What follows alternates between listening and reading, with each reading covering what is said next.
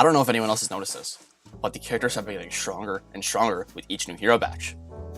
And this is both a good thing and a bad thing. With this most recent hero release, Valve has made some of the most interesting and creative heroes. They have completely changed their design philosophy with these two latest hero batches. So that means more interesting and fun creative heroes. But it has made most of these old heroes feel very out of place, both in gameplay and meta, as well as competitive viability. Some of these heroes feel like ancient mummies pulled right out of the tomb. If any of you tried playing Guinness, it's not very fun. So why is it most of these new heroes are so strong, and how do you try and balance them out with the old heroes? What is power creep? Power creep is a gradual process in games where new content is consistently more powerful than previous content, rendering old content obsolete. What does this look like in Deadlock? This was the hero pick rate and ban rate in Deadlock Night Shift at the beginning of the hero batch release, and this was it last week. Ugh, yikes. Look at the priority chart and look at those bottom 3 rows. 19 characters are there. Some of them new, but man, there's a lot of older ones. Week after week, we see new characters move up in priority in exchange for older characters. Yamato went from being picked every week to not being touched only just a week after. And I'm sure the 7-foot-tall wolf has nothing to do with it. Look at Warden. He went from one of the best carries in the game, and now he's being picked in only 2 matches in exchange for Venator. Dynamo hasn't been touched in months, and I'm sure this little rat is not helping.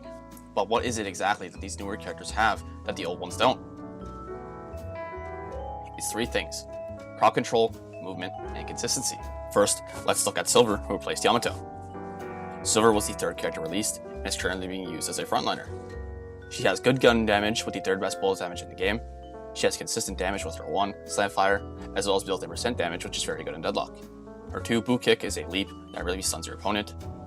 Her 3, Entangling Bola, blocks all the usage of all stamina and movement abilities. And her 4, Lycan Curse, turns you into a werewolf, healing herself, giving bonus resist, and extra health on top of changing all of her abilities. Her 1 is now a bite attack that heals you. Her 2 is a leap that brings you to your opponent. And her 3 is a tail swipe that silences the gun of anyone it hits. Now Yamato is also a frontliner, has very good damage with her 1 Power Slash, which has very good scaling. Her 2 Flying Strike, which pulls you directly to your opponent, giving you bonus damage. And her 3 Crimson Slash is a slash that does damage and heals based on percentage. And her 4 Shadow Transformation makes all of her attacks come out faster, gives you better healing and resistances, plus complete CC immunity. So if you can't tell, these characters are very similar. Good damage with their 1, a chase ability, a healing ability, and a transformation that gives you heal and resist. So what is it that puts Silver over Yamato? The answer is cooldowns and crowd control. Silver's transformation is on a 35-second cooldown, while Yamato's is on 110. Meaning you can get access to Silver's best ability way more than often than Yamato's best, along with Silver having better all-over damage. Yamato doesn't have any form of crowd control. Meanwhile, Silver has 3 different ways to stun you or silence you. If we look at the priority list for last week's Night Shift, one of the many things these characters have in common is consistent crowd control. Silver has 3 ways. Fenrir has 2. Abrams has 2, Billy has 3, Paradox has 3, Celeste has 2, Mina has 2, Mirage has 1, Apollo has 2, Rem has 2, and Paige has 2. And the lower you go down the list, the less CC you find, or the character's main form of CC is inconsistent or on a long cooldown. Dynamo has a Stomp, which can be jumped over, and Black Hole, which is easily dodgeable with things like Warpstone or Curse. Viscus has a lot of CC, but is very easily avoidable. You can parry Puddle Punch, and during Glue Ball, you can just not go near him. And Furnace, Victor, Wraith, and Viper all have their only form of CC on a long cooldown, that being their ultimate, as well as being Radius. So if you're outside that range, you won't get stunned. CC is very important in a game like Deadlock, with movement being a very core feature. And the game would be very, very boring if there's no way to punish people for extending with movement. But there's just a little bit too much CC in the game right now, especially with these new characters, with all of them having 2 or more ways to stun, silence, or movement slow. So how do we make improvement? There's many ways, but one of the most reliable ways are item changes or improved game mechanics. You can turn down the percentage on abilities when having items like Duration Extender, and make duration stack diminishingly. Adding more counter items and increased resistances to CC also works, but I feel the best way is to improve the CC chain mechanic. In Deadlock, if you get hit by a CC, the next instance of CC has a short duration. They should buff this so CC chaining doesn't completely stop your character from playing the game.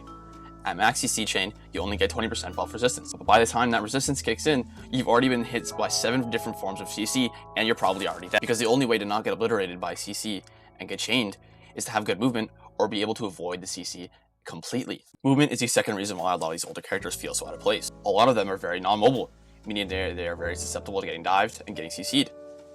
Of course, there are some exceptions, but let's look at the top and look at the bottom of the list. A lot of the characters at the top have some type of movement ability or enhanced movement of some kind. And some of them have ways they can just avoid taking damage altogether. Someone has 2 movement abilities. Abrams has movement ability and unstoppable on all cast. Shiv gets 4 extra dashes because of his alt-fire knockback. Billy gets increased movement while Blasted is active and unstoppable on upcast. Paradox has the longest dash distance in the game and increased movement and dash speed while Carbine is active. Celeste has the longest dash distance in the game, 1-to-1 air control and increased movement speed in the air. Mina has 2 invulnerable teleports, and it continues that way up until about the 3rd priority pick row, where we see characters start to have less and less movement or no way to counter CC. Of course, there are some exceptions, like Holiday and Dynamo. These characters have been completely power crept out of the meta. Holiday used to be Thanos back in the day. Just look at this.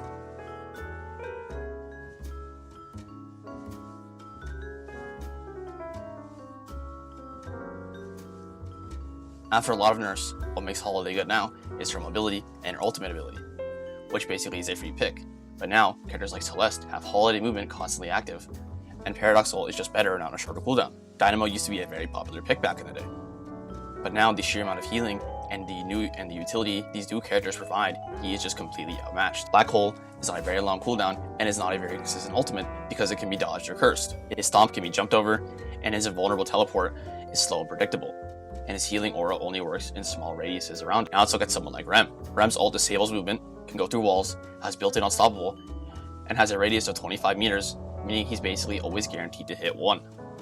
His pillows are basically cinder blocks, and he has an invulnerable teleport that can move between your entire team, as well as healing them. Rem can play around his team when he has to heal, while Dynamo needs his team to play around him, and that is just a fundamental difference in the way their kits were designed. A lot of the older characters are easily countable because their abilities and kits are very one-dimensional, while these newer characters' kits are just completely different. Look at someone like Haze and Celeste. It looks like a completely different game. Same thing with someone like Seven and Venator, or Rem and Dynamo. I know the dev team will likely address a lot of these issues eventually. We are getting a balance patch confirmed very soon by Yoshi himself, so hopefully they are able to buff some of these older characters to make them a little more stronger, so they have a place in the meta, as well as tune down some of these newer Thanos characters that have been completely dominating for the last few weeks. I'm excited for the Deadlock Night Shift on Wednesday. I'll probably make a video on one of the matches from that I found very interesting. So stay subscribed for that. If you want to watch some of my other videos, go ahead. They're very, very cool. They're very, very interesting. I made a video on Ido and why the pros are fit as Celeste. It's very, very interesting. Go check it out.